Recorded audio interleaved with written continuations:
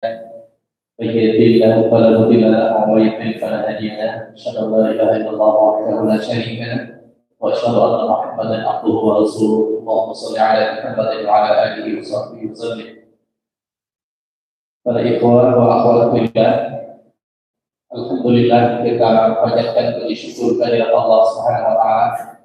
Pada sore hari ini kita hadir dalam rangka tabligh akbar belajar bertawakal dengan tema belajar bertawakal yang benar yang insyaallah akan dibawakan oleh Al-Ustaz Dr. Firanda Dirja SMA. Kegiatan ini merupakan rangkaian wisuda akbar 30 juz Madrasah Hafiz Quran Muhammad Cemo Tanjungan. Jadi perlu kami sampaikan kepada Bapak Ibu sekalian, masjid ini dibangun oleh Ibu Haja Randa Al-Aqsa. Di samping masjid, alhamdulillah beliau juga membangun pondok Hafiz yang kami beri nama Madrasah Hafiz Quran Muhammad Cemo Tanjungan. Dan alhamdulillah ini sekedar informasi buat Bapak Ibu sekalian bahwa sementara sekarang ini sedang terbuka pendaftaran buat santri baru dan kami sampaikan bahwasanya santri-santri yang belajar di sini alhamdulillah semuanya free. Alhamdulillah jadi bagian seleksi insyaallah akan belajar di sini untuk menghafal Al-Quran. Para ikhwan wa akhwat fillah, masjid ini Masjid Muhammad Cemo, mungkin ada yang tanya kenapa disebut Muhammad Cemo, karena ini dilatar belakangi oleh keinginan dari teman-teman dari TV adanya sebuah masjid dengan arsitektur Tionghoa. Maka setelah beliau Ibu Hajar Randa Al-Aqsa membangun masjid ini, beliau mempercayakan kepada kami Satu Islam Indonesia untuk sebagai pengelolaan masjid ini. Dan masjid ini terbuka untuk umum. Jadi mungkin Ibu bila mungkin melihat arsitekturnya ini gayanya gaya Tionghoa ya. Jadi ini terbuka untuk siapa saja. Masjid ini untuk umat Islam, didikasikan untuk umat Islam, dan insya Allah bisa dimanfaatkan oleh siapapun dari golongan manapun selama bukan aliran sesat. Ya. Jadi Bapak Ibu sekalian dan dimuliakan Allah, kami atas nama kami Muhammad Cemo Tanjungan menyampaikan ucapan terima kasih kepada ikhwan Allah yang hadir pada sore hari ini. Tabligh akbar dalam rangkaian wisuda akbar 30 juz Madrasah Hafiz Quran, di mana pada hari ini alhamdulillah telah hadir di antara kita guru kita Al-Ustaz Dr. Firanda Dirja SMA yang insyaallah akan membawakan tema pada sore hari ini belajar tauhid yang benar. Kenapa tema ini diangkat? Karena boleh jadi di antara kita, di antara kaum muslimin ada yang masih keliru dalam memahami tawakal, ada yang memahami tawakal secara fatalisme, pokoknya berdiam diri saja kepada ikhtiar. Betul seperti itu nanti akan diterangkan oleh guru kita Ustaz Dr. Firanda Dirja SMA. Kemudian kami sampaikan kepada seluruh ikhwan akhwat fillah bahwa kajian ini, tabligh akbar ini akan disiarkan secara langsung atau secara live dari channel Masjid Muhammad Cemo yaitu MCHTV. Jadi akan disiarkan secara live melalui kanal YouTube Masjid Muhammad Cemo Tanjungan Makassar. Saya kira ini sebagai pengangkat kata dari kami mewakili takdir Masjid Muhammad Cemo. Sekali lagi mengucapkan jazakumullah khairan katsiran. Sekaligus permohonan maaf apabila dalam kegiatan ini ada hal-hal yang kurang berkenan di hati ikhwan wa akhwat fillah insyaallah. Sekian, terima kasih. Assalamualaikum warahmatullahi wabarakatuh.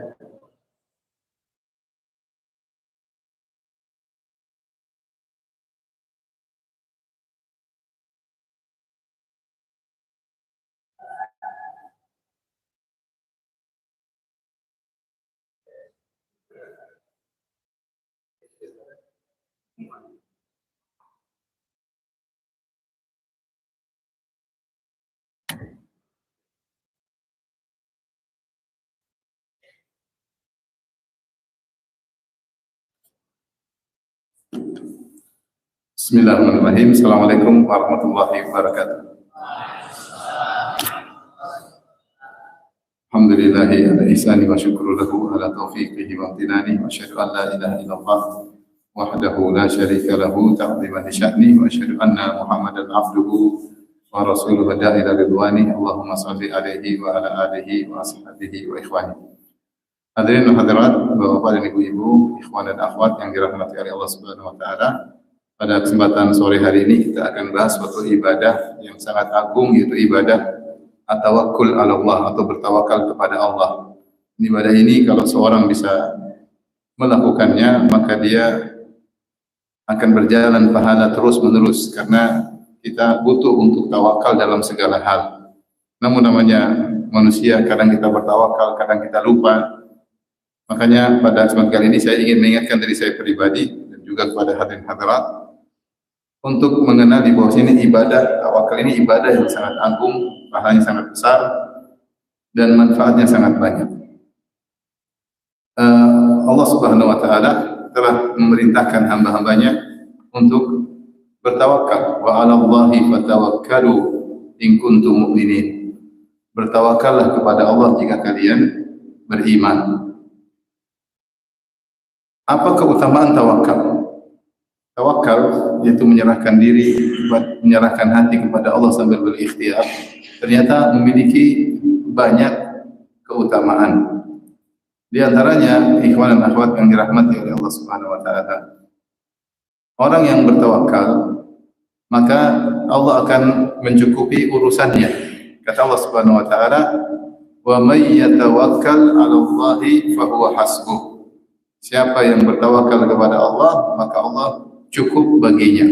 Ini ayat yang saya bacakan tadi, wa may yatawakkal 'ala Allahi fa huwa hasbuh. Siapa yang bertawakal kepada Allah, maka cukuplah Allah baginya. Ini ayat termaktub dalam surat At-Talaq, surat cerai. Surat cerai. At-Talaq dalam Al-Qur'an namanya surat cerai. Dan sebagaimana kita ketahui bahwasanya permasalahan yang paling pelik dihadapi oleh seorang dalam kehidupannya adalah masalah keluarga.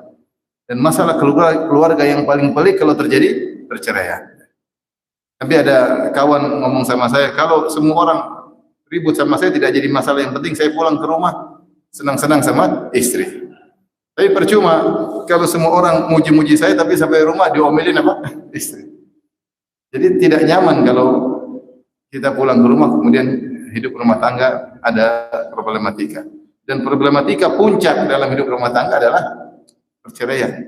Ternyata kalaupun seorang mencerai atau dicerai, kemudian dia bertawakal kepada Allah, maka Allah pasti kasih solusi dan cukuplah Allah baginya. Allah berfirman, "Ya ayuhan nabi, idza talaqtumun nisaa fatalliquhunna li'iddatihinna wa ahsul 'iddah wattaqullaha rabbakum la tukhrijuhunna min buyutihinna wa la yakhrujna illa an ya'tina bi fahishatin mubayyinah wa tilka hududullah wa man yata'adda hududallahi faqad zalama nafsahu la tadri la'alla Allah yuhdithu ba'da dhalika amra fa idza balaghna ajalahunna fa amsikuhunna bima'rufin aw fariquhunna bima'ruf wa ashhidu dhawi 'adlin minkum wa aqimu syahadata lillah dzalikum yu'adzu bihi man kana yu'minu billahi wal yawmil akhir wa may yattaqillaha yaj'al lahu makhraja wa yarzuquhu min haitsu la yahtasib wa may yatawakkal 'ala Allah fa huwa hasbuh."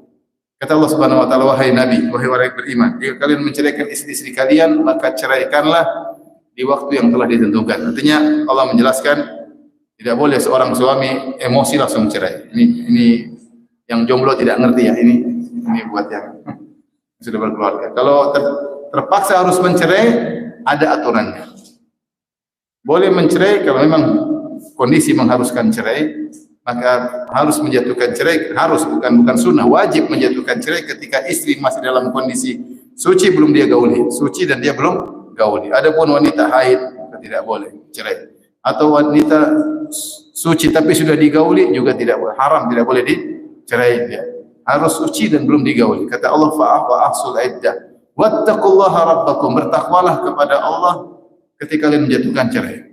Kemudian Allah mengatakan, kalau sudah kalian menceraikan istri kalian, la tukhrijuhunna min buyutihinna, maka jangan usir mereka dari rumah mereka. Enggak boleh suruh istri pulang ke rumah orang tua, enggak boleh. Wala yakhrujna, dari istri-istri juga tidak boleh keluar dari rumah. Ini aturan dalam perceraian. Kemudian Allah mengatakan, fa idza balagana ajalahunna, kalau sudah sampai masa iddah selesai, sudah jatuh cerai, Terserah kau mau kembali atau mau lanjutkan perceraian, terserah. Setelah itu Allah mengatakan, "Wa may yattaqillaha yaj'al lahu makhraja." Siapa yang bertakwa kepada Allah, Allah kasih solusi. Wa yarzuquhu min haitsu la yahtasib, dan Allah akan beri rezeki dari arah yang dia tidak sangka-sangka. Wa may yatawakkal 'ala Allah fa huwa hasbuh. Siapa yang bertawakal kepada Allah, maka cukuplah Allah baginya. Kita lihat hari ini banyak sekali keluarga terjerumus atau terjatuh dalam permasalahan yang pelik ini, yaitu perceraian. Namun sering tidak ada solusi. Suami tidak ada solusi, istri tidak ada solusi, anak-anak jadi terbengkalai. Kenapa? Karena mereka tidak bertakwa kepada Allah dan mereka tidak bertawakal ketika terjadi musibah tersebut. Siapa yang bertakwa kepada Allah ketika menghadapi problematika perceraian dan dia menyerahkan urusannya kepada Allah, pasti ada solusi. Pasti ada solusi. Ketika tidak ada solusi, itu karena kurang takwa dan kurang bertawakal. Lihatlah kondisi sebagian rumah tangga, belum dicerai, kadang seorang suami langsung usir istrinya. Sudah dicerai aja nggak boleh usir istri. Tapi sebagian laki-laki kalau ada emosi, istrinya sudah usir dari rumah. Dan sebagian wanita lebih parah, baru diomelin sudah kabur dari rumah. Padahal sudah dicerai pun tidak boleh kabur dari rumah. Apalagi baru cuma diomelin. Ini baru diomelin sudah kabur dari rumah. Jadi aturan dilanggar semua. Sehingga ketika terjadi perceraian banyak tidak ada solusi. Tidak ada solusi. Berpuluh-puluh tahun nggak ada solusi. Saya meninggal nggak ada solusi.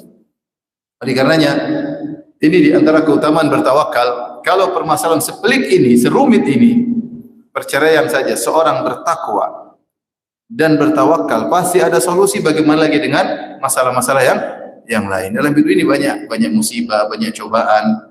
Maka kita ingat ayat ini. Ayat ini dalam surat At-Talaq, dalam surat cerai. Permasalahan yang paling pelik dihadapi oleh seorang laki maupun wanita. Kalau dia bertawakal sama Allah, bertakwa, pasti ada solusi. Apalagi permasalahan-permasalahan yang lain. Ini satu keutamaan bertawakal.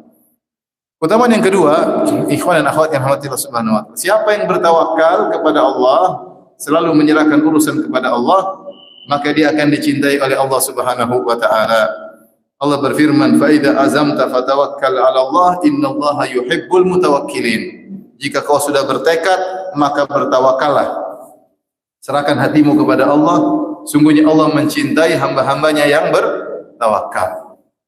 Di antara cara kita agar kita dicintai oleh Allah, sering bertawakal. Semakin kita sering bertawakal, semakin Allah mencintai kita. Ya. Jadi bertawakal kepada Allah berbanding lurus dengan kecintaan Allah Subhanahu wa taala. Kalau Allah sudah cinta kita, kita tidak bakalan diadab oleh Allah. Kalau Allah sudah mencintai kita, maka Allah akan bimbing kita. Makanya, apakah mungkin ya seorang kekasih menyiksa kekasihnya? Enggak mungkin. Ada seorang ditanya, apakah ada dalil seorang kekasih tidak akan menyiksa kekasihnya? Ya, kalau suami cinta sama istri, nggak mungkin dia nyakiti hati istrinya. Benar atau tidak? Kalau istri benar-benar cinta pada suaminya, nggak mungkin ngomel sama suaminya. Kalau benar-benar cinta. Kalau cintanya masih dipertanyakan, ya masih suka ngomel ya. Baik. Apa dalilnya? Dalilnya ada. Ketika orang-orang Yahudi dan Nasara berkata, wa qalatil yahudu wan nasara nahnu abna'ullahi wa ahibba'uh. Mereka berkata, kata Allah berkata, Yahudi dan Nasara, kami adalah kekasih-kekasih Allah. Jadi mereka ngaku mereka itu dicintai oleh Allah Subhanahu wa taala. Itu adalah klaim mereka. Maksudnya mengklaim kami dicintai oleh Allah. Allah bantah, "Qul falima yu'adzibukum bidzunubikum."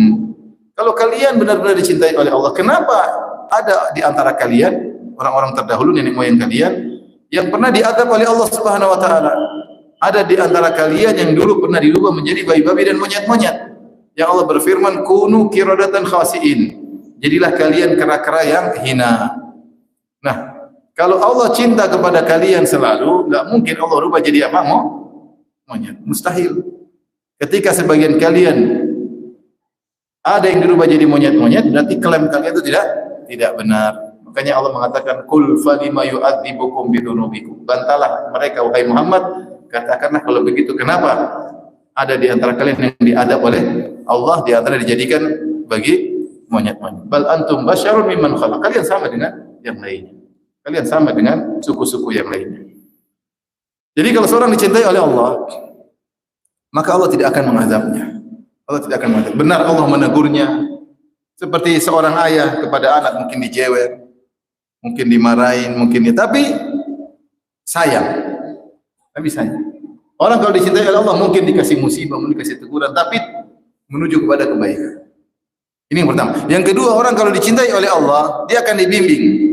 Makanya dalam hadis qudsi Allah berfirman, "Wa la yazalu 'abdi yataqarrabu ilayya bin nawafil hatta uhibbahu." Senantiasa hambaku mendekatkan dirinya kepada aku dengan perkara-perkara sunnah sampai aku mencintainya. Dia terus beribadah dengan perkara-perkara sunnah. Sunnah Nabi dia kerjain sampai kata Allah aku pun mencintainya. Fa idza ahbabtuhu, kalau aku sudah mencintainya, kuntu sam'ahu alladhi yasma'u bihi, aku menjadi pendengarannya, wa basarahu alladhi yubsiru bihi, aku menjadi penglihatannya, wa yadahu allati yabtashu biha, aku menjadi tangannya, wa rijluhu allati yamshi 'alaiha, aku menjadi kakinya yang dia berjalan kaki tersebut. Dalam riwayat wa qalbahu alladhi yaqilu bihi, aku menjadi hatinya yang dia berfikir dengan hati tersebut, wa lisanahu alladhi yantiqu biha, aku menjadi lisan yang dia berbicara dengan lisan tersebut. Kata para ulama maksudnya Allah bimbing dia, dia tidak melihat sembarangan. Kalau lihat haram dia astagfirullah. Dia tidak mendengar sembarangan, dia dengar haram dia berpaling, dia gelisah kalau melakukan maksiat. Dia tidak ngomong sembarangan, dia mau komentar, mau berbicara tidak ceplas-ceplos, dia mikir dulu. Karena Allah bimbing, Allah cinta sama dia, Allah tidak ingin dia ngomong sembarangan. Hatinya tidak berfikir sembarangan. Bahkan dikatakan oleh sebagian ulama, di antara bentuk bersyukur, kau gunakan hatimu, kau gunakan akalmu, tidak boleh mikir sembarangan. Makanya ketika ada ulama membahas, kenapa sebagian ulama mengatakan catur haram? Ini saya sekedar sampaikan aja. Ada khilaf tentang catur haram atau tidak. Di antara ulama yang mengharamkan main catur karena dia bilang kamu gunakan akalmu untuk mikir yang tidak ada manfaatnya. Tidak boleh. Kalau kau bersyukur pada Allah, jangan pakai otakmu untuk mikir yang tidak-tidak. Makanya kalau kita lagi buka medsos ada suruh mikir sesuatu, coba ikut mikir. Tidak usah mikir kalau nggak ada faedahnya, ngapain? Maka orang yang dicintai oleh Allah, dia tidak akan mikir sembarangan. Dia tahu bahwasanya Allah bimbing dia, dia dibimbing. Bukan berarti dia tidak bermaksiat, dia mungkin bermaksiat, tetapi dia secara umum dia dibimbing. Kalau dia bermaksiat, dia bertobat kepada Allah Subhanahu wa taala. Ini faedah kalau kita dicintai oleh Allah Subhanahu wa taala. Oleh karenanya, di antara cara agar kita dicintai oleh Allah, sering bertawakal, sering menyerahkan urusan kepada Allah. Jangan terlalu pede dengan kemampuan kita, jangan terlalu pede dengan otot kita, dengan kecerdasan kita, dengan pengalaman kita, dengan backingan kita, dengan jabatan kita. Enggak, kita serahkan kepada Allah. Saya adalah hamba yang lemah, yang tidak ada la haula wala quwata illa bik. Tidak ada daya, tidak ada upaya kecuali dengan Engkau ya Allah. Saat itu Allah cinta kepada kita. Ibnu Qayyim menjelaskan, semakin hamba tahu dirinya tidak bisa apa-apa, semakin dia bertemu dengan Allah dengan mengakui kehinaannya, kelemahannya, ketidakmampuannya, semakin Allah mencintai dia. Karena itu bukti dia sebagai hamba. Dia tidak mentang-mentang karena ini kan. Dia lupa kalau kecerdasan yang kasih siapa? Allah. Kadang-kadang orang lupa sehingga dia bersandar kepada kecerdasannya. Jadi di antara cara agar kita dicintai oleh Allah, sering bertawakal kepada Allah, sering bertawakal. Nanti akan kita sebutkan perkara-perkara apa saja yang sering hendaknya kita bertawakal kepada Allah Subhanahu wa taala. Baik. Ini yang kedua, orang yang bertawakal dicintai oleh Allah Subhanahu wa taala. Yang ketiga, orang yang bertawakal dengan sebab atau ikhtiar usaha yang mungkin seadanya, tetapi dengan penyadaran hati yang maksimal, maka hasilnya akan optimal. Jadi yang terbaik adalah hati bersandar Allah dengan maksimal, dengan usaha yang juga maksimal. Hati bersandar kepada Allah dengan maksimal, ikhtiar atau usaha juga optimal, maka optimal. Tetapi terkadang kemampuan kita untuk berikhtiar terkadang bisa maksimal karena kita banyak keperluan, banyak kebutuhan. Nah, ketika kita tahu kemampuan kita tidak, kita maksimalkan. Kapan tawakal kita maksimal, maka Allah akan mudahkan urusan. Ini disebut oleh Ibnu Rajab Al-Hambali dalam kitabnya Jami'ul Ulum wal Hikam. Ketika beliau mensyarah hadis Rasulullah SAW bersabda, "Lau annakum tawakkaluna 'ala Allahi haqqa tawakkul la razaqakum kam taqdu khimasan wa taruhu bitana." Kalau seandainya kalian bertawakal dengan sebenar-benar tawakal, maka Allah akan berikan rezeki kepada kalian sebagaimana Allah beri rezeki kepada burung. Dia terbang dalam kondisi perut lapar, dia balik perutnya sudah kenyang. Kata para ulama, burung kemampuan dia dari rezeki tidak manusia cerdas, kemampuan berbagai macam. Burung seadanya terbang, dia tidak punya akal naluri tapi dia kepada Allah Subhanahu wa taala. Dia bersabda dalam satu hadis Sahih Muslim, "Yadkhulul jannata qaumun idatuhum ka'afidati tayr." Kata Nabi SAW, akan masuk suatu surga suatu kaum yang hati mereka seperti hati burung. Di antara tafsiran para ulama, bertawakal seperti apa? Ketika mengomentari hadis ini, kata Ibn Rajab Al-Hambali, seorang kalau dia tawakalnya tinggi, usahanya seadanya, maka hasil akan maksimal, hasil optimal. Jadi masalah terlalu bersandar kepada duniawi, hati kita kurang kepada Allah, sehingga akhirnya hasil kurang maksimal. Oke. Tawakal, hati serahkan kepada Allah dengan ikhtiar yang sebisa kita akan maksimal. Kemudian keutamaan yang keberapa sekarang? Yang keempat. Yang satu tadi apa? Tambah. Allah yang tambah. Kesalahan, ada kelupaan. Kita sering. Nabi tidak langsung ke labui orang-orang Quraisy. Mereka menyangka sudah lolos, Muhammad sudah, ternyata Nabi belum berangkat. Itu strategi Nabi. Setelah mereka merasa sudah kehilangan Nabi, tidak bisa lagi tangkap Rasulullah SAW, baru Nabi berangkat dari Jabal Saur menuju ke Madinah. Jadi Nabi sengaja, ini strategi Nabi, harus sembunyi dulu tiga hari. Dan di antara strategi Nabi, ketika Nabi naik ke Jabal Saur, Nabi tahu bahwa orang-orang Quraisy mereka itu pandai membaca jejak kaki. Jejak kaki pandai. Mereka tahu ini kemana-kemana, mereka ahli dalam itu. Maka di antara usaha Nabi ada namanya sahabat namanya Amir bin Fuhairah radhiyallahu anhu, seorang budak yang dimerdekakan oleh Abu Bakar radhiyallahu anhu. Maka dia mengembalakan kambing. Mengembalakan kambing dibawa untuk menutupi jejak kaki Abu Bakar dan Rasulullah SAW. Jadi jika kakinya terputus, sehingga tidak ketahuan mereka naik menapaki gunung. Subhanallah, itu semua strategi dilakukan oleh Nabi. Dan banyak strategi yang lainnya. Nabi mau hijrah aja susah. Nabi masih kalah dengan sebagian wali di tanah air, kalau mau sholat tinggal bismillah sampai di Mekah. Masih kalah Nabi. Nabi agak susah sedikit. Sebagian wali tinggal bismillah, sholat Jumat di Mekah, balik lagi sampai ke Makassar. Baik. Intinya, ternyata Nabi sudah berusaha semaksimal mungkin, ternyata miss. Ternyata orang-orang musyrikin tahu jejak kaki. Maka mereka dengan pasukannya naik ke atas, tiba di mulut goa. Goa Jabal Saur itu, jadi gunung, goanya itu ke bawah begini. Jadi mulut goanya ke bawah. Jadi kalau seorang berdiri di atas gunung, mulut goanya di bawah. Kalau mereka lihat penghuni goa. Akhirnya mereka pemuda-pemuda yang menghunuskan pedang siap membunuh Nabi Muhammad SAW dan Abu Bakar As-Siddiq radhiyallahu anhu. Mereka sudah tiba di mulut goa, Rasulullah miss, ternyata ketahuan. Saat itu Abu Bakar sedih, takut. Dia lebih takut kepada Nabi daripada dirinya sendiri. Ya. Lebih takut kepada Nabi daripada dirinya sendiri. Maka dia berkata, "Ya Rasulullah," dia ngomong sama Nabi dalam goa, "Ya Rasulullah, lau anna ahadahum absara tahta qadamaihi la absarana." Seandainya salah seorang dari mereka nengok ke bawah, tentu sudah lihat kita masih ketahuan. Tinggal nengok begini ketahuan. Pintu goa terbuka. Adapun riwayat ada sarang laba-laba, hadisnya dhaif. Adapun riwayat bahwasanya ada burung merpati datang bikin sakar, hadisnya apa? Dhaif. Adapun yang mengatakan ada tumbuhan, hadisnya dhaif. Benar-benar mulut goa terbuka. Kalau seandainya tertutup, Abu Bakar tidak takut. Tapi Abu Bakar takut. Abu Bakar mengatakan, seandainya salah seorang dari mereka nengok ke bawah ke kakinya, tentu kita akan ketahuan. Di saat itu Nabi menenangkan Abu Bakar. Kata Rasulullah SAW, "Ya Abu Bakrin, ma dhannuka bithnaini Allahu thalithuhuma." Wahai Abu Bakar, bagaimana menurutmu tentang dua orang Allah yang ketiganya? Itu Allah bersama kita. Allah pasti tolong. Maka turunlah firman Allah, "Tsaniyatnaini idhuma fil ghar idh yaqulu li sahibihi la tahzan innallaha ma'ana." Ketika Rasulullah SAW berkata kepada sahabatnya Abu Bakar, ya, jangan sedih, sungguhnya Allah bersama kita. Akhirnya mereka tidak lihat. Mereka turun tidak lihat. Siapa yang menyempurnakan strategi Nabi?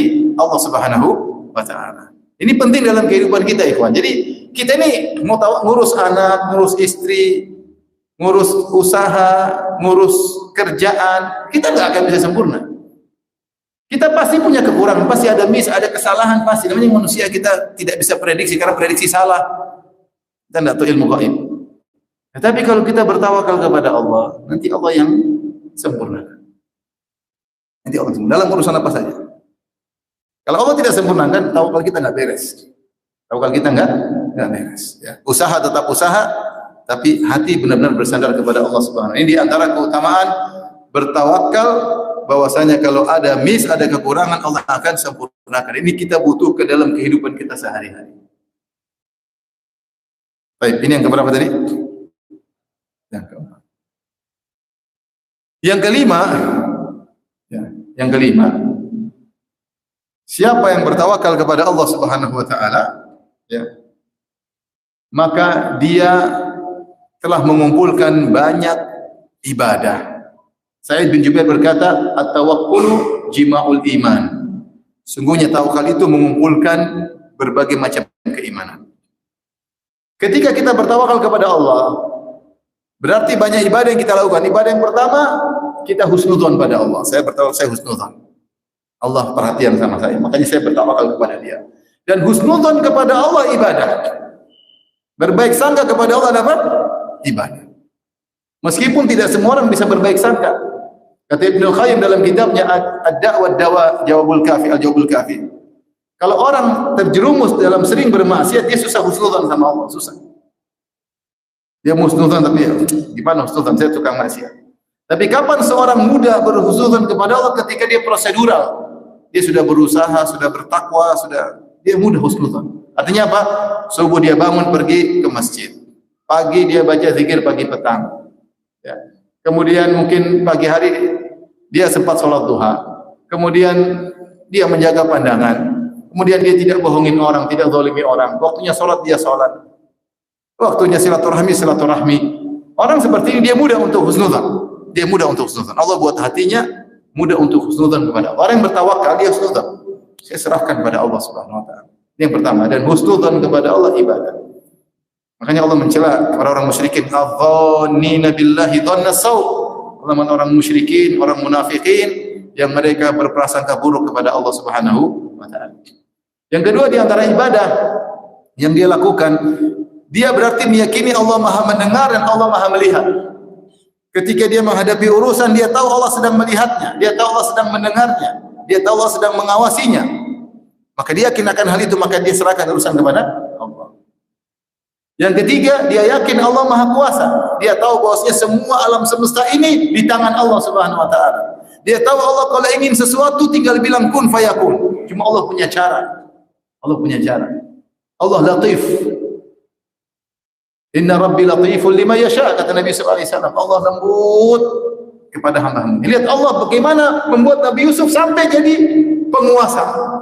Dengan cara yang sangat halus. Yang kalau orang lihat kayaknya Nabi Yusuf bakalan hancur, bakalan, ternyata terakhir jadi apa? Penguasa. Cara Allah halus. Kalau Allah langsung, seorang berdoa langsung dikasih, sombong, paham?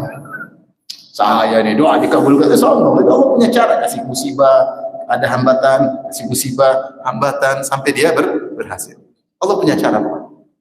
Ya Allah Subhanahu wa taala Maha Kuasa. Makanya kalau kita tawakal sama Allah, kita yakin Allah Maha Kuasa. Semua alam semesta di bawah pantauan Allah. Tidak ada yang terjadi kecuali atas kehendak siapa? Allah. Idza arada syai'an an yaqula lahu kun fayakun.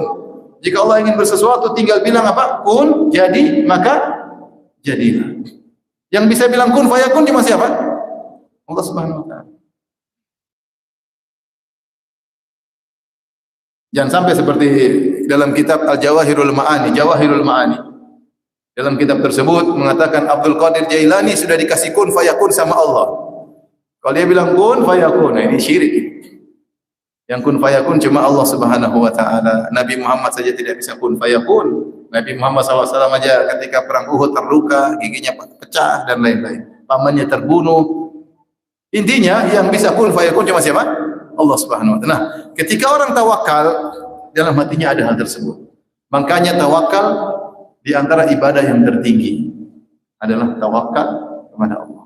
Dan dia komitmen dengan tawakal tersebut. Dia husnudzon. Apapun yang dihadapi, dia tawakal. Pasti Allah kasih yang terbaik.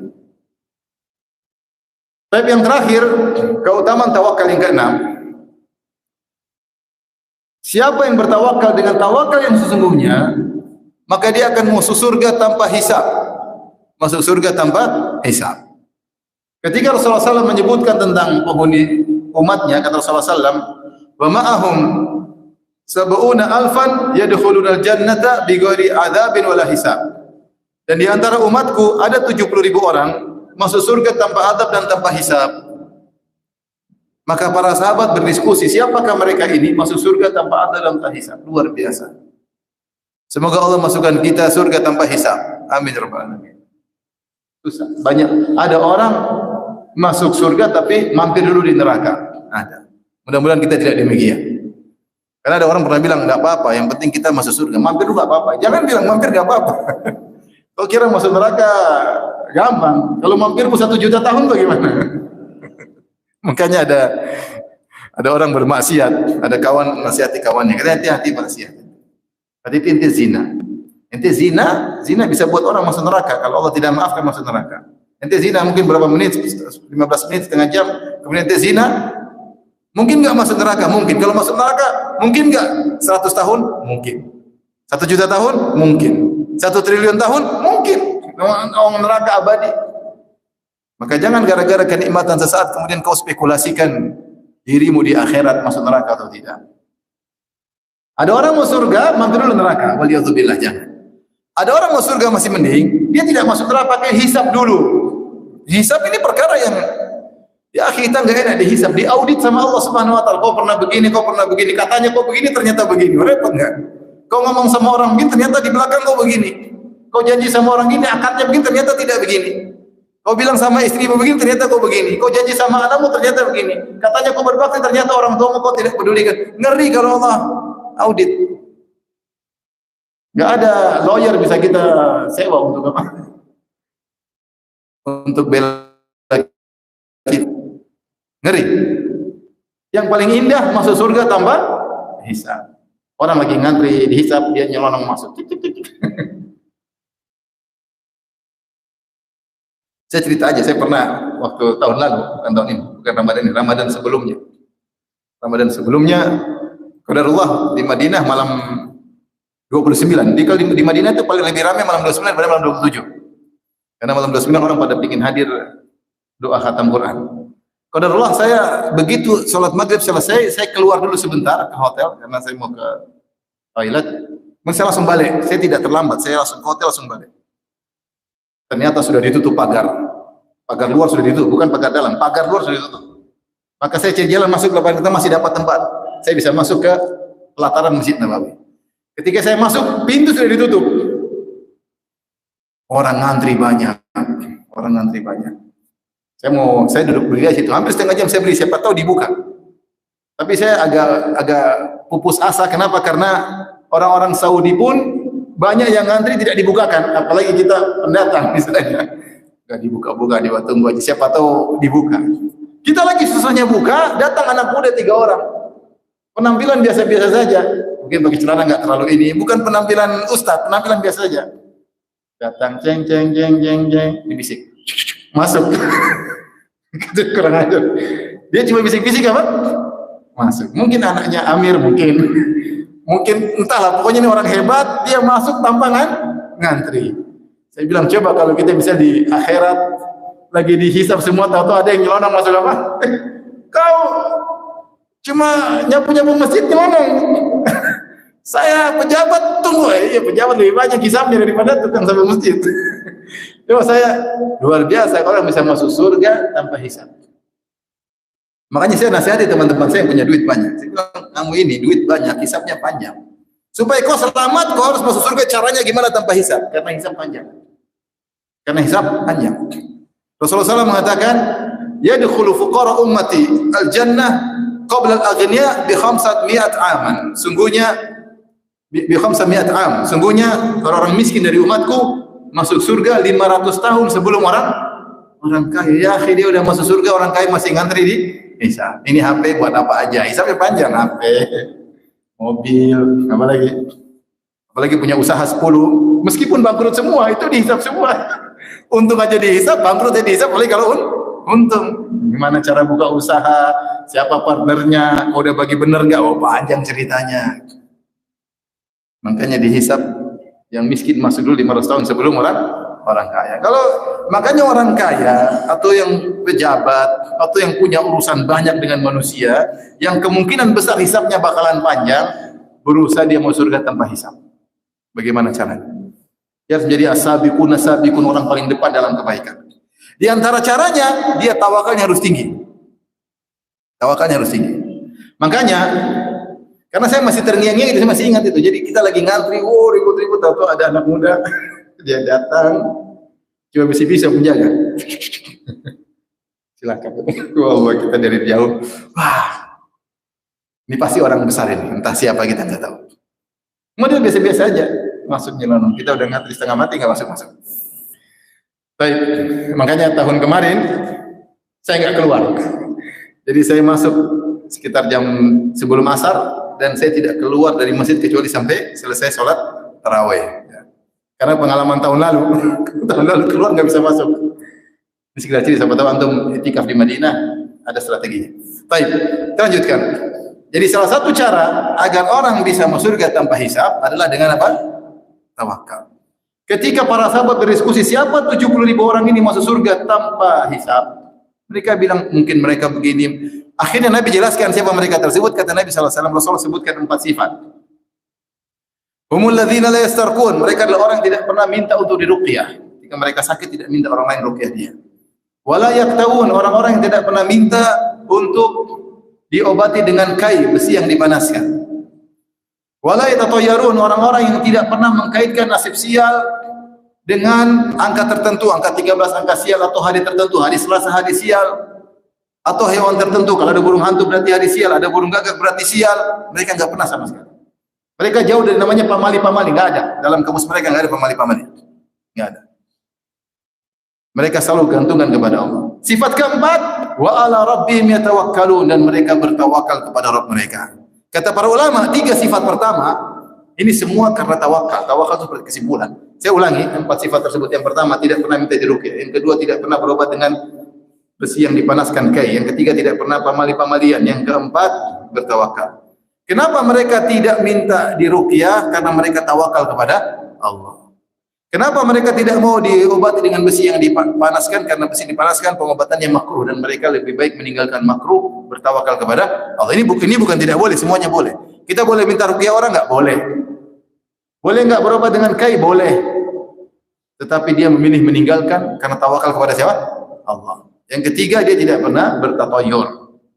Kemudian kesimpulannya, wa ala rabbihim yatawakkalun, dan mereka bertawakal kepada Allah Subhanahu wa taala. Ini buat mereka masuk surga tanpa hisab. Sebagian ulama mencoba untuk menarik sebab kenapa orang bertawakal kepada Allah masuk surga tanpa hisab. Karena tawakal itu taukil, menyerahkan. Seperti saya ada wakalah. Saya enggak bisa misalnya saya enggak bisa menikah, saya lagi jauh, saya serahkan kamu nikah atas nama saya ya. Saya serahkan kepada. Boleh atau tidak? Boleh atau tidak? Boleh, tapi saya belum pernah lakukan ya. Intinya ini boleh, namanya taukil. Jual beli juga. Saya enggak bisa jual beli, enggak bisa langsung transaksi, saya serahkan semua orang. Saya mewakilkan urusan saya kepada kamu yang ngurus. Itu namanya taukil. Itu boleh dalam Islam. Jadi itu makna tawakal, menyerahkan urusan kepada pihak yang lain untuk menjalani urusan tersebut. Paham? Nah, ketika kita tawakal kepada Allah, kita serahkan urusan kepada ya Allah, saya tidak bisa apa-apa ya Allah. Kita menangis. Ya Allah, saya ini rendah. Ya Allah, kemampuan saya terbatas. Ya Allah, tabungan saya habis. Ya Allah, ya Allah, ya Allah, saya serahkan kepada Engkau ya Allah. Itu namanya apa? Tawakal. Saya sudah berusaha ya Allah, saya sudah melamar sana, melamar sini, ditolak melulu ya Allah, saya serahkan kepada Engkau. Ya Allah, saya sudah melamar, ternyata calon mertua tidak nengok sama saya karena saya datang pakai motor. Yang ditengok yang pakai mobil. Cinta buta itu dulu, sekarang tidak ada yang buta. Orang bisa tahu mana motor, mana mobil. Serahkan sama Allah. Ketika kita serah sama Allah, Allah yang jalankan. Apapun yang terjadi kita terima. Nah, gampangannya kalau kita sudah serahkan sama Allah, ngapain Allah hisab kita lagi? Paham? Wong saya sudah serahkan sama Engkau ya Allah. Kalau mau menghisab, hisablah dirimu sendiri. Wong saya serahkan. Yang jadi masalah kita perlu dihisab kalau kita yang jalanin, baru Allah hisab. Tapi kalau kita totalitas serahkan urusan pada Allah, berarti Allah tidak berhak menghisab kita. Karena kita sudah ngaku nggak bisa apa-apa. Ini diantara penjelasan sebagian ulama dalam kitab Syarah Asmaul Husna dalam sebagian ulama. Baik, ini intinya tawakal adalah ibadah yang sangat agung. Sehingga keutamanya sangat banyak. Itu masih banyak keutamaan-keutamaan yang lain, tapi ini diantaranya. Baik. Berikutnya apa itu tawakal? Tawakal itu apa maknanya? Tawakal itu adalah ibadah yang menggabungkan dua hal, dua rukun. Ada dua rukun tawakal. Rukun pertama menyandarkan hati kepada Allah. Rukun kedua ikhtiar atau bahasa kita berusaha, al-akhdhu bil asbab. Dalam bahasa kita namanya apa? Ikhtiar. Siapa dalam dirinya melakukan dua hal ini, serahkan hati kepada Allah dan ikhtiar, maka dia telah bertawakal yang sesungguhnya. Oleh karenanya Nabi SAW ketika datang seorang, dia berkata, ya Rasulullah, saya punya unta ya Rasulullah, utlikuha wa atawakkal, saya lepaskan unta ini, tidak saya ikat, kemudian saya masuk masjid atau saya masuk pasar, saya bertawakal.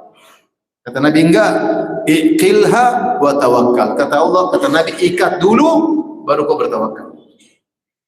Namanya tawakal itu kita ikat kendaraan kita, pasang kunci, baru kita masuk masjid. Itu namanya tawakal. Tapi kalau kita taruh motor, kuncinya di situ masih nyala, kita ke masjid, itu namanya bahlul. Curi orang. Itu bukan tawakal. Tawakal itu kita berusaha sambil hati kepada Allah. Makanya Nabi ditanya, saya lepasin onta atau saya ikat? Kata Nabi, iqilha wa tawakkal. Ikat dan tawakal. Rasulullah SAW juga bersabda, seperti burung tadi, hadis burung. Lau annakum tatawakkaluna ala Allah haqqa tawakkulih la razaqakum kama yarzuqut tayr taqdu khimasan wa taruhu bitana. Kalau kalian bertawakal kepada Allah dengan tawakal yang sesungguhnya, maka Allah akan rezeki kepada kalian sebagaimana Allah kasih rezeki kepada burung. Burung dia juga bertawakal dan dia berikhtiar. Pagi-pagi dia sudah bangun, berkicau sama teman-temannya sebelum dia terbang. Setelah itu pagi-pagi dia terbang, kadang puluhan kilo untuk mencari apa? Makan. Burung saja yang tidak punya akal, punya insting, ngerti namanya tawakal harus apa? Berusaha. Harus berusaha. Jangan sampai seorang bilang saya bertawakal, sementara dia mau ke masjid saja subuh-subuh hampir-hampir jatuh. Burung sudah berkicau loncat sana, loncat sini, sudah bercanda-bercanda, terbang ya. Intinya tawakal itu seperti burung, serahkan hati kepada Allah dan berusaha. Rasulullah SAW juga bersabda dalam hadisnya, ihris ala ma yanfa'uka wasta'in billahi wa la ta'jazanna. Kata Nabi SAW, semangatlah untuk meraih apa yang buat manfaat bagimu, duniawi atau ukhrawi. Kalau bermanfaat, semangat. Rasulullah mengatakan, ihris, itu semangat, berarti ikhtiar. Dan jangan kau malas, jangan kau tidak kuat, wala ta'jaz itu jangan kau tidak melakukannya, harus berusaha. Ya. Wasta'in billah, minta tolong kepada Allah. Ini serahkan hati kepada Allah, ikhtiar tapi hati kepada siapa? Allah. Jadi ikhtiar dan isti'anah billah, minta tolong kepada Allah. Itu baru namanya tawakal. Orang yang paling bertawakal adalah Nabi Muhammad SAW. Bahkan disebutkan dalam satu hadis, kalau masalah hadis Amr bin As, didapati dalam kitab-kitab suci terdahulu, mereka mendapati nama Muhammad dengan nama Al-Mutawakkil ala Allah. Al-Mutawakkil ala Allah. Di antara nama Muhammad kalau kita baca, nama Muhammad banyak. Muhammad, Ahmad, Al-Mahi, Al-Hashir, Al-Mukaffar. Di antaranya Al-Mutawakkil. Disebutkan dalam hadis yang sahih, itu didapati dalam kitab mungkin Taurat atau Injil sebelum terjadi perubahan. Di antaranya mereka mendapati nama Muhammad siapa? Al-Mutawakkil, yang bertawakal kepada Allah Subhanahu. Nabi imamnya orang-orang yang bertawakal. Bagaimana lihat Nabi? Nabi semuanya berusaha dan berikhtiar. Nabi SAW tadi mau berhijrah, strategi banyak. Saya tidak mungkin cerita karena ceritanya panjang. Strategi begini sampai hijrah. Nabi mau perang, bertawakal. Ya. Beliau pakai baju musyawarah dulu. Wasyawirhum fil amr, fa idza azamta fatawakkal Allah. Maka bermusyawarahlah dengan para sahabat tentang urusan. Kalau kau sudah bertekad, bertawakal. Nabi mau perang Uhud, musyawarah dulu. Kumpulin junior, kumpulin senior. Gimana? Sampai ada dua pendapat. Kata senior, kita di Madinah, tidak usah keluar, tidak usah kita pergi ke Uhud, kita tunggu aja di tempat kita. Manfaatnya apa? Manfaatnya kita lebih tahu lorong-lorong kota Madinah. Kalau orang-orang Quraisy yang jumlahnya 3.000 masuk ke kota Madinah, kita bisa serang mereka. Mereka enggak tahu orang-orang kota Madinah. Yang kedua, kita bisa memanfaatkan anak-anak dan wanita-wanita karena mereka berada di tempat-tempat yang tinggi aqam dan mereka bisa melempar. Ini strategi para junior, para senior, Abu Bakar, Umar dan yang lainnya. Yang junior tidak terima, kata mereka, enggak ya Rasulullah. Kita dulu masih musyrik, kita bukan jagoan kandang, kata mereka. Kita dulu masih musyrik, enggak ada kita tunggu musuh, kita sambut musuh, apalagi sekarang Islam. Enggak ada jago kandang, kita keluar sambut mereka. Akhirnya Rasulullah SAW pilih pendapat apa? Kedua, keluarlah ke Uhud. Ketika keluar ke Uhud, Rasulullah SAW pakai dir'ain, baju besi dia pakai. Bahkan 2 baju besi, bukan tawakal kemudian buka dada, ayo enggak. Pakai baju besi. Pakai mikfar, pakai helm besi. Di sini ada apa namanya ring-ringnya di sini, sampai kemudian masuk ring di pipi beliau. 2. Itu pun beliau giginya patah, ininya dihantam, terluka jatuh di lubang, sampai darah keluar di pipinya, sampai sebenarnya Fatimah radhiyallahu anha berusaha untuk mengobati, ternyata tidak bisa. Ali bin Abi Thalib memberi air untuk akhirnya dibakarlah semacam tikar yang lama, baru kemudian debunya ditempelin, baru kemudian darah Nabi berhenti. Tapi maksud saya, Nabi meskipun dia bertawakal, dia ikhtiar atau tidak? Ikhtiar. Dia pasang strategi, dia bilang, wahai kalian pasukan 50 orang berada di Jabal Rumat, Jabal Ainain, bertahan di situ, jaga lokasi. Rasulullah, semuanya, semua perang seperti itu. Perang Badar, perang Uhud, perang Khandaq, semua perang Rasulullah strategi. Karena berikhtiar. Dia imamnya, orang yang paling bertawakal, yang paling percaya kepada Allah, tapi beliau perang pakai baju besi. Pakai baju besi, berikhtiar. Maka yang tawakal yang benar adalah menggabungkan antara penyandaran hati dan berikhtiar. Adapun jika salah satunya maka bukan bertawakal. Kalau ada orang hanya bersandar kepada sebab, dia lupa sama Allah, namanya syirik kecil. Saya bersandar dengan kepintarannya, mungkin berhasil, mungkin. Tapi dia terjerumus dalam syirik kecil. Dia bersandar kepada jabatannya, dia bersandar kepada backingannya, dia bersandar kepada ototnya, dia bersandar kepada kecerdasannya, mungkin berhasil, tapi syirik apa? Kecil. Ketika berobat, dia bersandar kepada dokter, dokter ini menyembuhkan, sembuh, dia bilang gara-gara dokter saya sembuh. Syirik kecil. Ini tidak boleh. Dilarang. Yang kedua, hanya bersandar kepada Allah tapi tidak berusaha. Mau dapat rezeki duduk di masjid terus. Tapi sebelum riwayat Umar marah kepada orang-orang yang tidak berusaha. Umar mengatakan inna sama'a la tumtiru dhahaban. Sungguhnya langit tidak menurunkan hujan emas, sana keluar berusaha. Kata Allah, wa idza qudiyatis salatu fantashiru fil ardh. Jika telah selesai salat Jumat, bertebarlah di atas muka bumi, suruh berusaha. Wa batagu min fadlillah, carilah rezeki Allah. Para sahabat semua kerja, enggak ada yang nongkrong aja. Semuanya kerja. Kecuali yang benar-benar tidak dapat pekerjaan. Tidak bisa, sudah bekerja enggak ada. Tapi semuanya bekerja. Allah yang mengatakan fantashiru fil ardh, bertebarlah cari rezeki. Wa batagu min fadlillah, cari rezeki Allah. Kata Allah Subhanahu wa taala, huwallazi ja'ala lakumul ardha dhalulan famshu fi manakibiha. Dialah Allah yang telah menundukkan bumi bagi kalian, maka bergeraklah menuju manakib. Manakib itu tempat-tempat yang tinggi. Artinya kalau kau harus cari rezeki, harus naik gunung, pergi ke gunung. Allah suruh rezeki. Wa batagu indallahi rizq, carilah rezeki di sisi Allah, berusaha. Tapi hati harus pada Allah. Wa batagu indallahi rizq. Kau berusaha tapi cari rezeki kepada Zat yang Maha Pemberi rezeki. Oleh karenanya enggak boleh seorang kemudian dia bilang dia tidak usah, bilang saya bertawakal. Di zaman Nabi sallallahu alaihi wasallam ada sebagian orang-orang Yaman, dalam tafsir disebutkan, mereka ingin haji tapi mereka enggak bawa bekal. Enggak bawa bekal. Maka ketika ditanya kenapa kalian berhaji tanpa bekal, kata mereka kami mutawakkilun, kami bertawakal. Maka Allah tegur. Allah turunkan firman-Nya, wa tazawwadu, kalau berhaji harus berbekal. Makanya haji itu hanya wajib bagi yang mampu. Mampu punya uang untuk haji, punya uang untuk orang yang ditinggalkan, baru hajian. Kalau dia punya uang untuk haji saja sama anak istrinya tidak punya uang, enggak boleh haji. Nanti sama kasih makan. Maka kalau tidak mampu enggak usah haji. Jangan nekat kalau enggak punya duit. Kenapa kalau orang pergi haji tanpa bekal, akhirnya nanti minta-minta sama orang, ngemis-ngemis sama orang. Dia enggak ngemis tapi wajahnya melas, orang akhirnya kasih. Sama aja, itu namanya merepotkan orang lain. Hanya bersandar kepada Allah tanpa berusaha. Ini kisah nyata.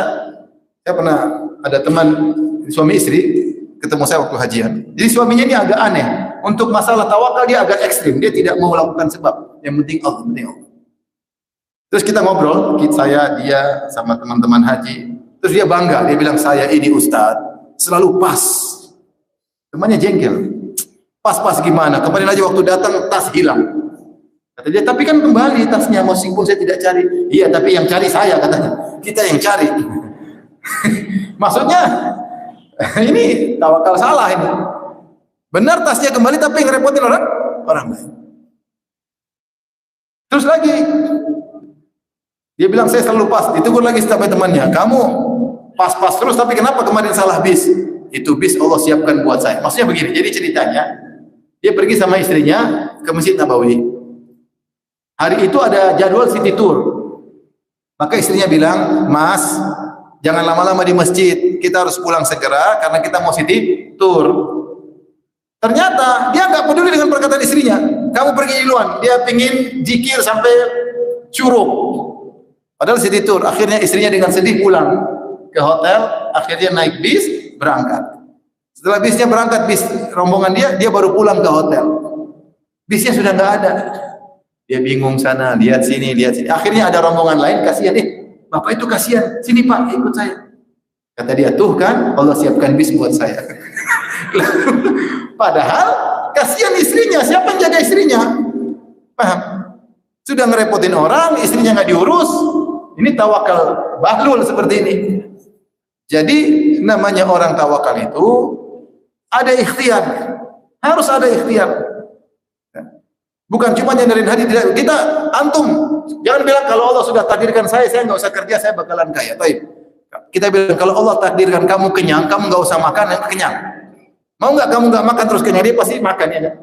Jangan bilang kalau Allah sudah takdirkan saya punya anak, meskipun saya tidak nikah, saya bakalan punya anak. Orang yang nikah aja banyak yang mandul. Maka ada ilustrasi, ini sekiranya ilustrasi saja, ilustrasi. Ada seorang dia ingin buktikan bahwasanya saya bakalan dapat rezeki meskipun saya tidak berusaha sama sekali. Maka dia di rumah saja bilang nggak ada, saya nggak mau keluar, pasti rezeki datang sama saya. Akhirnya di dusun tersebut ada pembagian sembako, bagi-bagi gratis. Dipanggillah Bapak Fulan, semua orang ngantri. Kata dia, kalau saya ngantri berarti saya tidak bertawakal. Saya nggak mau ngantri di rumah. Hanya orang pada ngantri. Dibagilah satu-satu, Bapak Fulan, dibagi-bagi. Disebut nama dia, misalnya namanya Joni. Kalau saya bilang iya, berarti saya tidak bertawakal. Diam aja. Joni, diam aja. Joni nggak ada Pak, ya udah lewat aja. Dia mulai gelisah. Akhirnya dengar orangnya bilang, udahlah, nanti kita antarin ke rumah Joni. Wah, benar kan? Akan datang sendiri. Datanglah orang tersebut bawa sembako. Assalamualaikum, Joni. Kalau saya bilang waalaikumsalam berarti saya tidak berusaha. Saya nggak mau, diam aja. Joni, assalamualaikum. Joni, assalamualaikum. Orangnya bilang kalau gitu kita kasih orang aja. Akhirnya dia, itu ikhtiar. Ini ilustrasi aja. Dia, namanya orang harus ada ikhtiar. Kalau dia bilang dia mau tawakal tanpa ikhtiar, bohong. Jadi yang benar tawakal itu hati bersandar kepada Allah sambil berusaha. Baik. Perkara-perkara apa saja kita bertawakal? Sebagian orang membatasi tawakal pada perkara tertentu saja. Ketika cari istri baru tawakal, jomblo-jomblo tawakal. Kamu bukan tawakal ketika cari istri saja. Menjalani kehidupan rumah tangga juga bertawakal. Bahkan kalau kau ceraikan istrimu atau terjadi perceraian, harus juga tawakal. Tadi kita sebutkan ayat tentang cerai. Wa may yatawakkal 'ala Allahi fahuwa hasbuh. Siapa yang bertawakal kepada Allah maka cukup Allah baginya. Itu ayat apa? Ayat tentang cerai. Ketika orang menjatuhkan cerai atau dicerai, Allah pasti kasih jalan keluar. Sebagian orang hanya bertawakal ketika cari rezeki, baru dia tawakal. Sebenarnya tawakal itu dalam segala urusan. Dalam segala urusan. Di antaranya tawakal dalam ibadah. Allah berfirman, "Fa'buduhu wa tawakkal alaih." Beribadahlah kepada Allah dan bertawakal kepada Allah. Allah gandengkan tawakal dengan ibadah. Kata para ulama, ibadah butuh tawakal. Ente haji butuh tawakal. Kalau enggak tawakal nanti haji bisa kacau, bisa tidak mabrur. Tawakal kepada Allah. Umrah juga tawakal kepada Allah Subhanahu wa taala. Enggak usah jauh-jauh, ente salat tawakal kepada Allah. Kalau ente enggak tawakal ketika salat, ente susah khusyuk. Pahalanya kurang. Allah berfirman dalam Al-Qur'an dalam surat Asy-Syu'ara kalau tidak salah. Allah berfirman, "Wa tawakkal 'alal 'azizir rahim alladzi yaraka hina taqum wa taqallubaka fis sajidin innahu huwas samiul 'alim." Kata Allah, bertawakallah kepada zat yang maha penyayang dan maha mengetahui tentang dirimu. Untuk apa? Alladzi yaraka hina taqum, ketika melihat engkau sedang salat. Wa taqallubaka fis sajidin, ketika kau bergerak bersama orang yang sujud. Kamu salat tawakal. Rasulullah bersabda, "Shallu sholatan muwaddi'in", salatlah sebagaimana orang akan berpisah. Orang salat serius. Tawakal, serahkan kepada Allah agar dia bisa khusyuk, agar salatnya sempurna, agar dia nyaman dalam salat tersebut, agar dia menikmati salat tersebut. Jadi dalam ibadah juga butuh tawakal. Kalau tidak tawakal, ibadah kita kurang baik. Di antara perlu kita bertawakal dalam mencari rezeki, tadi sudah disebutkan, Allah mengatakan, "Wabtaghu indallahi rizqa." Carilah rezeki di sisi Allah. Artinya kau berusaha, tapi ingat rezeki itu di sisi Allah. Kalau seorang bertawakal dalam mencari rezeki, maka dia akan mencari yang halal. Dia tahu rezeki dari Allah. Dan dia tidak akan meninggalkan ibadah. Bagaimana dia cari rezeki sementara dia tidak beribadah kepada Sang Pemberi rezeki? Tidak. Bagaimana mencari rezeki sementara dia tidak beribadah kepada Sang Pemberi rezeki? Nanti datang rezeki tersebut tidak berkah. Sebagian orang kalau sudah bicara keuntungan, dia tutup mata, yang penting dapat untung. Dia pikiran pendek, di depan dia mata membuang banyak. Ya akhi, kalau kau tidak ikut aturan, itu uang banyak tidak berkah. Cepat atau lambat kau akan merasakannya, cepat atau lambat. Entah uang tersebut akan habis, terbuang-buang tidak pada manfaatnya, entah keluargamu akan kacau, entah akan terjadi. Sama saya nasihati kepada kawan-kawan yang mau hajian. Jangan pikir yang penting saya sampai di Arafah. Enggak, kau berhaji dengan cara yang benar. Jangan langgar aturan. Sampai ada yang bikin tulisan, zaman Nabi dulu tidak ada haji pakai surat izin. Dibuat surat izin itu peraturan untuk kemaslahatan. Kalau tidak ada peraturan, akan kacau balau di Mekah. Saya haji tahun 2003 kalau nggak salah, 2003. Ketika itu Jamarat masih satu sama lantai satu, cuma dua lantai dasar, lantai satu. Sekarang sudah 4 lantai. Waktu itu mengerikan, kalau sudah lempar jamarat mengerikan. Itu cuma 2 pilar, lantai bawah, lantai atas. Sampai suatu saat saya naik ke atas, saya lempar jamarat, tiba-tiba kita berhenti, nggak bisa gerak. Bayangkan manusia padat, nggak bisa gerak. Cukup lama, mungkin 10 menit, atau 15, saya lupa berapa menit. Pokoknya nggak bisa gerak-gerak. Akhirnya jalan. Ketika jalan, mayat-mayat berguguran di. Kenapa? Karena kepadatan. Kemarin kejadian juga di Mina tahun berapa itu? Mati gara-gara apa? Kepadatan. Makanya dibuat peraturan, orang Saudi saja tidak boleh haji kecuali sekali dalam 5 tahun. Ini data orang bikin, yang punya travel yang bilang, nggak ada namanya. Ini semua visa aturan itu tidak ada aturan di zaman Nabi Shallallahu Alaihi Wasallam. Karena dia cari uang, dia tutup semua matanya. Yang penting dapat apa? Keuntungan. Maka di antara bahannya kita bilang juga sama, di zaman Nabi nggak ada travel cari untung, bilang. Maksud saya, kawan, kita jangan pikir yang penting saya sampai Arafah, enggak, pikir juga caranya. Jangan pikir yang penting saya dapat duit, enggak, bagaimana caranya kau dapat duit, kau akan dihisap bagaimana cara kau dapat duit. Kalau kau caranya enggak benar, itu enggak berkah nanti. Jangan pikir keuntungan depan mata, nipu orang lah, ini jangan. Tawakal sama Allah, rezeki akan datang kepada. Yang penting kau berusaha dengan cara yang benar. Kalaupun taruhlah kau ditakdirkan rezekimu sedikit, berkah, yakin berkah, membuat kau semakin beriman kepada Allah. Tawakal dalam mencari rezeki. Wabtaghu indallahi rizqa. Carilah rezeki di sisi Allah Subhanahu wa taala. Baik. Di antara perlu kita tawakal dalam urusan rumah tangga. Tadi Allah sebutkan kita cerai, kita butuh tawakal. Ngurus istri, ngurus anak, butuh tawakal enggak? Ngurus anak-anak butuh tawakal enggak? Butuh. Anak-anak ujiannya berat zaman sekarang. Yang sekolah di pondok aja nggak jamin. Betapa banyak orang datang sama saya ngeluh, Ustaz, anak saya di pondok, sekarang lulusan pondok keluar ke sekolah umum jadi kacau, Ustaz. Selama ini di pondok tidak pernah menghadapi ujian, ketika keluar apa namanya? Liar. Sebagian begitu. Kayaknya pondok dia selama 10 tahun lebih hangus begitu saja. Kita bilang itu semua usaha. Jangan kau sandarkan ayo pondok, kalau pondok pasti enggak ada. Tawakal sama Allah. Anak pegang HP, siapa yang bisa kontrol dia pegang HP? Tawakal. Kita enggak mampu, kemampuan kita tidak ada untuk mengontrol anak-anak, untuk mengawasi, enggak mampu kita. Kita banyak kesibukan. Ngurus anak-anak butuh tawakal. Ngurus istri-istri apalagi butuh apa? Tawakal. Memang ngurus istri enggak butuh tawakal ya. Bagaimana mendidik istri, mengarahkan istri agar istri terjaga, agar istri qanaah. Ini semua butuh tawakal. Kita harus nangis sama Allah, berdoa di malam hari. Siang hari kita didik mereka, malam hari kita menangis agar Allah membimbing anak dan istri kita. Jadi dalam segala hal kita tawakal. Oleh karenanya ikhwan dan akhwat rahmatillah subhanahu wa ta'ala, maka seorang berusaha bertawakal dalam segala hal. Keluar rumah bertawakal, masuk rumah bertawakal. Keluar rumah apa doanya?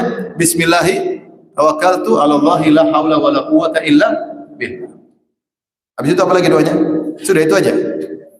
Allahumma inni a'udzubika an adhil au udhal au azil au uzal au azlim au uzlam au ajhal au yujhal alayya.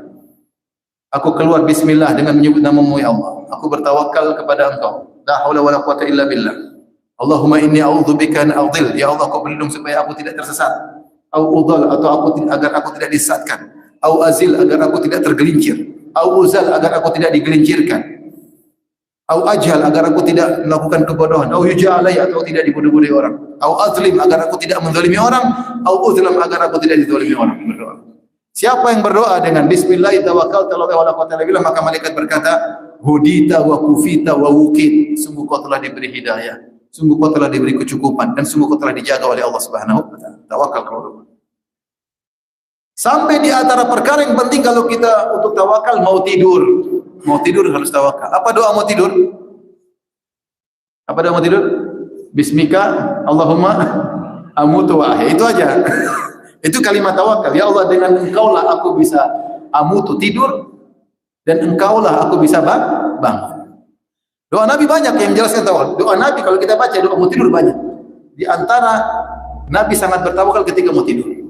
Karena tidur enggak tahu. Di antara doa Nabi, Subhanakallahumma rabbi bika wada'tu jambi. Ya Allah, dengan Engkaulah aku bisa meletakkan lambungku. Wa bika arfa'uh, dengan Engkaulah aku bisa mengangkat lagi lambungku. In amsakta nafsi faghfir laha. Kalau saya meninggal ketika tidur, kau pegang nyawaku, maka ampunilah aku. Wa in arsaltaha, kalau kau kembalikan nyawaku, fahfadha bima tahfadhu bihi ibadaka salihin. Maka jagalah nyawaku sebagaimana kau menjaga hamba-Mu yang saleh. Tawakal. Nabi juga ketika mau tidur berkata, Allahumma inni aslamtu wajhi ilaik. Ya Allah, aku menyerahkan wajahku kepadamu. Nabi berkata, wa fawwadtu amri ilaik. Aku serahkan segala urusanku kepadamu. Wa alja'tu dhahri ilaik. Aku sandarkan punggungku kepadamu. Tawakal. Kita enggak tahu tidur, ada yang ganggu, ada yang sihir, ada yang apa, bangun enggak tahu, enggak bisa bangun. Bangun terlalu encok. Gempalah apalah. Oleh karenanya seorang bertawakal dalam segala hal. Mau tidur tawakal, keluar rumah juga apa? Tawakal. Ketika ibadah salat malam, tawakal. Niat sebelum tidur, ya Allah, mudahkan saya bangun salat malam. Allah bangunkan. Tapi kalau tidak bertawakal, meskipun pasang alarm banyak, enggak bangun-bangun. Tawakal sama Allah Subhanahu wa taala. Makanya ketika azan subuh dikumandangkan, hayya 'alas shalah, marilah menuju salat. Apa kita bilang? La haula wala quwwata illa billah. Itu kalimat tawakal. Tidak ada daya, tidak upaya kecuali Engkau. Ya Allah, aku tidak bisa bangun dari tempat tidurku menuju salat kecuali dengan izin-Mu. Hayya 'alal falah, mari menuju kemenangan. Kita bilang apa lagi? La haula wala quwwata illa billah. Ketika muadzin mengatakan as-salatu khairum minan naum, salat subuh lebih baik daripada tidur, maka ada khilaf di kalangan para ulama. Ada yang mengatakan dia mengatakan shadaqta wa bararta. Ada hadis yang bersifat dhaif. Ada yang mengatakan dia mengulangi seperti itu, as-salatu khairum minan naum, karena hukum asal seorang yang mendengar suara adzan mengikuti suara muadzin. Ada yang mengatakan la haula wala quwwata illa billah dikiaskan dengan kalimat-kalimat sebelumnya. As-salatu khairum minan naum, salat lebih baik daripada tidur. La haula wala quwwata illa billah. Selimut kita lepas. Bangun berangkat. Yang bisa bangun ke kita cuma siapa? Allah Subhanahu wa taala. Ini ikhwan dan akhwat yang rahmati Allah Subhanahu wa taala.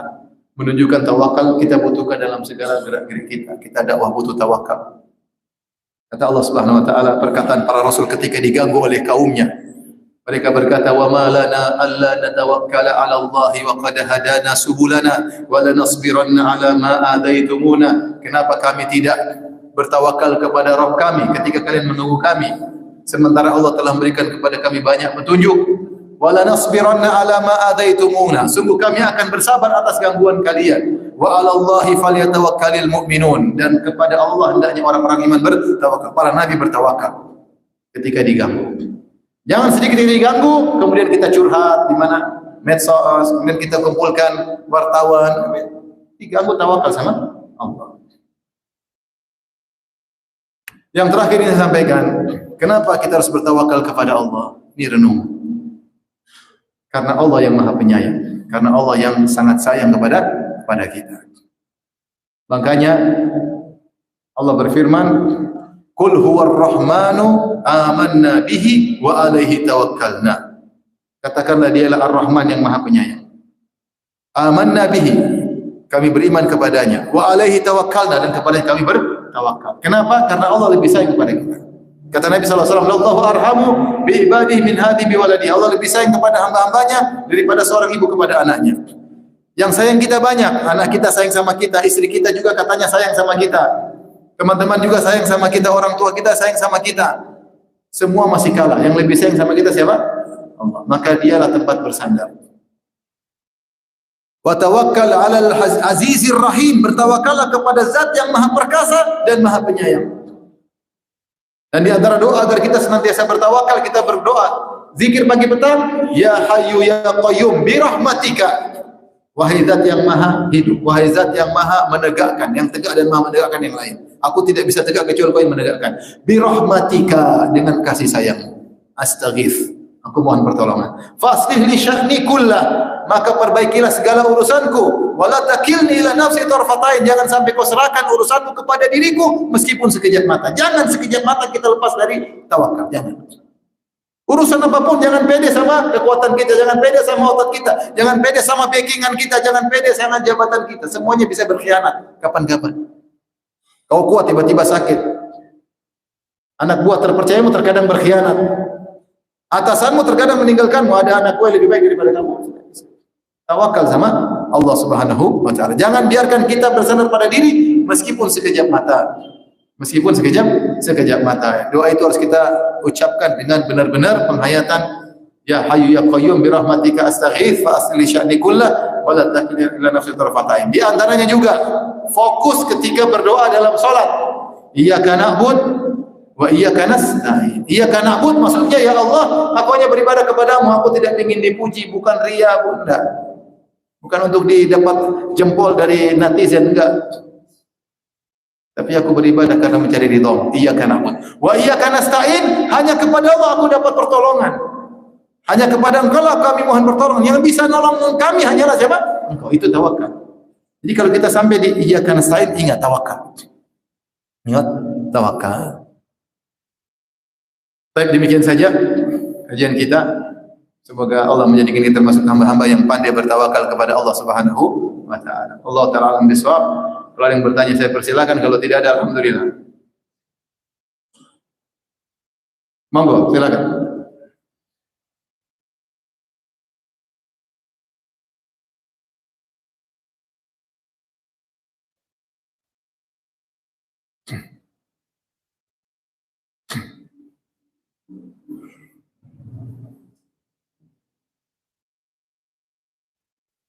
Assalamualaikum warahmatullahi wabarakatuh. Assalamualaikum.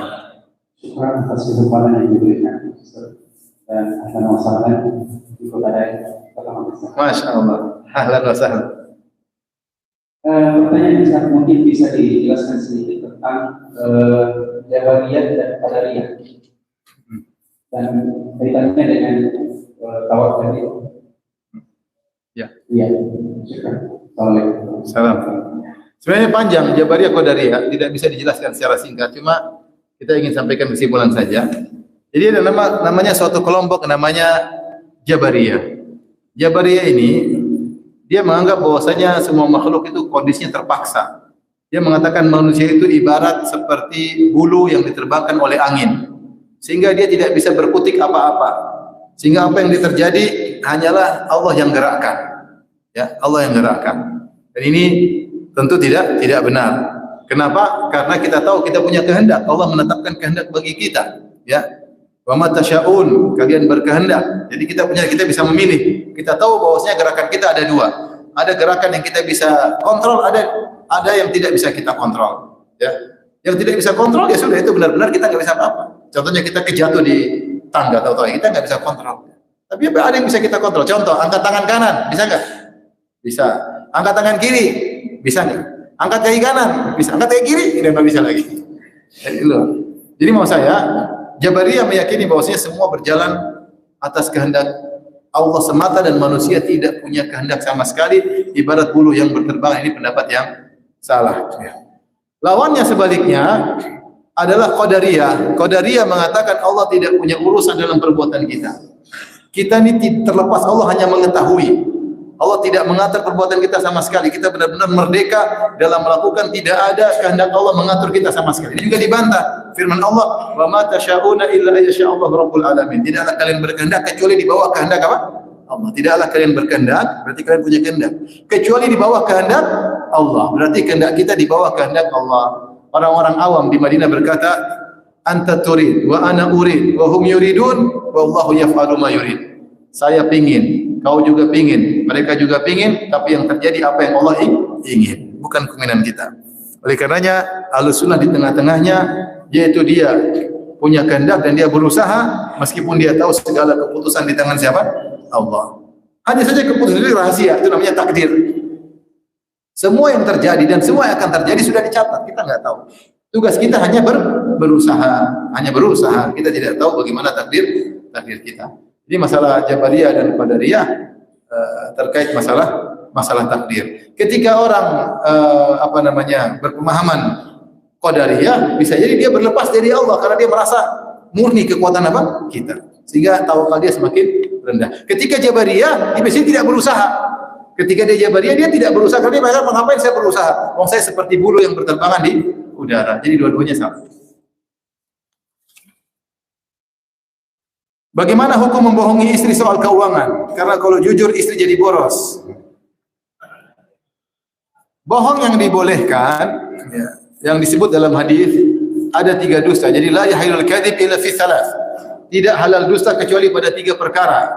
Fil harb, dalam peperangan boleh berdusta. Al harbu khud'ah, kata Nabi, perang itu strategi. Perang itu adalah taktik. Jadi jangan terus serang ya. Nabi SAW kadang kalau mau perang dia pergi ke utara, dia ke selatan dulu, ternyata belok ke utara. Ya. Kadang seperti kelihatan lemah, ternyata kuat. Kadang kelihatan kuat, ternyata apa? Lagi lemah. Ya. Itu namanya strategi. Yang kedua, berbohong dalam rangka untuk mendamaikan. Jadilah pembisik yang baik, bisik-bisik supaya orang bisa damai. Jangan malah memprovokasi kita. Pada kita boleh bohong. Kita bilang, misalnya si A dan si B adik kakak bertengkar, kita bilang, tadi kakakmu puji-puji kamu loh, padahal enggak, padahal tadi maki-maki. Kita bilang sama si adik, si kakak tadi adikmu juga rindu ingin ketemu kamu, padahal enggak pernah rindu. Tapi kalau ini harus pandai berbohong, jangan sampai ketahuan. Kalau ketahuan buyar semuanya. Jadi ini boleh berbohong untuk apa, mendamaikan. Saya pernah dengar cerita seorang syekh cerita, ada seorang syekh dia ingin mendamaikan 2 orang yang bertengkar. Maka dia datang kepada salah satunya. Dia bilang begini, dia bohong. Ya akhi, si fulan muji-muji kamu, dia ingin sekali ketemu dengan kamu. Kata orang ini, dia udah ngaji. Dia bilang yang benar, ente jangan bohong ya, karena ingin mendamaikan. Ente jangan bohong, karena ingin mendamaikan. Benar, jadi dia sumpah bilang demi Allah. Hari dia bilang, wallahi demi Allah, padahal dia bohong. Habis itu dia gelisah, akhirnya damai dia orang ini. Habis dia telepon Syekh bin Baz, dia bilang Syekh bin Baz, saya begini, saya terpaksa bilang demi Allah, padahal saya bohong. Kata Syekh bin Baz, enggak apa-apa. Karena itu demi mendamaikan. Tapi harus pintar bohong, jangan sampai salah. Kalau salah tambah apa? Kurang ajar kau dia itu. Tambah runyam. Harus pandai. Yang ketiga, harus lebih pandai lagi kalau bohongin istri. Istri maksudnya apa? Bohong di sini maksudnya bohong dalam rangka cinta kasih. Ya ini hadisul rajul limrati, hadisul mar'ah li zawjiha. Omongan lelaki terhadap istrinya, istri terhadap suami. Maksudnya kata-kata yang menimbulkan cinta kasih. Misalnya istriku kamu tercantik di dunia misalnya. Oh, abang bohong. Iya, beneran. Kalau lampu mati maksudnya. Ya, misalnya bilang apa, Masya Allah masakanmu enak padahal kurang enak misalnya. Ini bohong-bohong seperti yang dibolehkan dalam rangka untuk apa? Menumbuhkan cinta kasih. Ya. Istri lagi masak kita bilang Masya Allah masakanmu enak sekali. Abang nih gimana nggak pernah muji? Tapi ini enak sekali Masya Allah masak. Ini masakan dari tetangga bang. jadi maksud saya kalau bohong-bohong itu boleh. Tetapi kalau bohong dengan menjatuhkan hak pasangan nggak boleh, nggak boleh. Kita bohong sehingga ada hak yang dijatuhkan. Kalau masalah keuangan, jangan kita bohong. Kita tidak perlu mengabarkan menurut saya. Kalau memang kita tahu istri kita bakalan boros, ya. Tapi jangan sampai kita bohong-bohong, kita tidak mengabarkan istri kita hidup miskin, kurus, ya. Bahaya, tidak boleh. Karena di antara yang membuat keluarga menderita kalau kepala rumah tangga pelit. Allah menyuruh liunfik dzu sa'atin min sa'ati. Yang punya harta jangan pelit ya. Baik sama anak istri. Wa man qudira alaihi rizqu falyunfik mimma atahu. Kalau memang rezeki lagi sempit ya sudah semampunya. Kalau orang yang pelit itu yang menderita semuanya. Istrinya menderita, anaknya menderita. Sampai ada satu kasus saya pernah dengar di Arab Saudi. Kasus ini ayahnya meninggal, anaknya banyak. Setelah meninggal dipanggil oleh hakim, ternyata harta orang tuanya banyak. Maka hakim berkata, ini kabar gembira buat kalian. Warisan buat kalian banyak. Anak-anaknya marah. Loh, kamu kenapa marah? Ternyata ayah kami selama ini kaya. Kami selama ini hidup susah. Dia menyesali karena ayahnya apa? Pelit. Maksudnya saya ingatkan, jangan pelit sama istrinya. Tapi kalau istri ternyata menggunakan uang tidak pada tempatnya. Tidak semua uang kita kabarkan sama istri, paham? Orang Indonesia itu suami-suaminya sangat baik sekali. Sampai ATM-nya pun yang pegang apa? Istrinya. Benar atau tidak? Saking baiknya, atau saking baik itu saking bahlulnya ya. Yang pegang. Sehingga ketika yang pegang ATM istri, dia mau apa-apa dia majukan proposal. Saya mau kirim uang buat mama. Berapa? 1 juta. Aku banyakkan 200.000 saja. Ini bukan apa pengalaman pribadi enggak. Kalau istri saya enggak, istri saya seru kirim uang malah. Saya sampai begitu akhirnya dia pelit sama mamanya, pelit sama kakaknya, pelit sama adiknya gara-gara apa? Istrinya. Kenapa? Karena dia kasih ATM sama istrinya. Tugas bapak itu bapak ATM sama bapak kasih duit. Kecuali istri benar-benar kita yakin bisa ngatur keuangan rumah tangga enggak apa-apa. Kalau enggak bisa ngatur jangan. Oleh karenanya jangan bohong, usahakan tidak perlu mengabarkan. Tidak perlu apa mengabar. Udah lah, yang penting kamu ada uang alhamdulillah udah. Berapa Mas? Udah ada insyaallah bismillah. Berapa? Udah ada. Udah masih gemuk kan? Masih gemuk alhamdulillah udah. Kalau udah kurus baru lapor ke KUA ya. Bagaimana hukum dengan orang yang telah mentalak istrinya dengan talak 3? Apakah masih ada masa iddah dalam talak 3 tersebut? Dan untuk talak 3 masa iddahnya, kalau talak 1, talak 2 di masa iddah dia masih statusnya istri sampai masa iddah selesai. Jadi dia berhak untuk kembali. Ya, wa bu'ulatuhunna ahqqu bi raddihinna. Dan suaminya lebih berhak untuk mengembalikan tanpa persetujuan istri. Sebenarnya si A menceraikan istrinya. Masa iddah talak 1, talak 2, masa iddahnya 3 kali haid. Baru 2 kali haid dia kembali kepada istri. Dia bilang saya enggak mau kembali, enggak bisa, tetap kembali. Itu hak suami selama dalam masa iddah. Tapi ada istri yang kurang ajar. Dia dicerai, dia matikan HP kabur. Dia menganggap suaminya tidak bisa kembali, enggak boleh. Suaminya berhak untuk apa? Kembali. Tanpa perlu izin dari istri, tapi berusaha hadirkan saksi. Seandainya suaminya meninggal di masa iddah, dia cerai, baru haid kedua suaminya meninggal, dia dapat warisan. Karena statusnya masih apa? Istri. Dan selama masa iddah suaminya harus tanggung kehidupannya karena masih statusnya apa? Istri. Tetapi kalau talak 3 enggak, sudah enggak dikasih apa nafkah dan dia masa iddah untuk suami berikutnya, bukan untuk menungguan kepada suaminya yang lama. Paham? Itu beda. Ada tetap masa iddah, tapi bukan masa iddah menunggu suaminya. Tetapi kalau dia mau menikah sama lelaki yang lain, karena seorang sudah istri talak 3 enggak boleh lagi kembali kepada suaminya yang pertama sampai dia dinikahi oleh laki lain dengan nikah yang benar-benar rokbah karena memang hasrat bukan nikah main-main, kemudian digauli, kemudian dicerai, baru boleh nikah lagi. Kalau suaminya bilang sama laki-laki lain kau nikah istriku ya, yang kau kore-kore ya, habis itu cerai, tidak boleh. Atau kau kore sekali aja, yang penting sah, tidak boleh. Ini namanya nikah tahlil. La'anallahu al-muhallil wal muhallal lahu.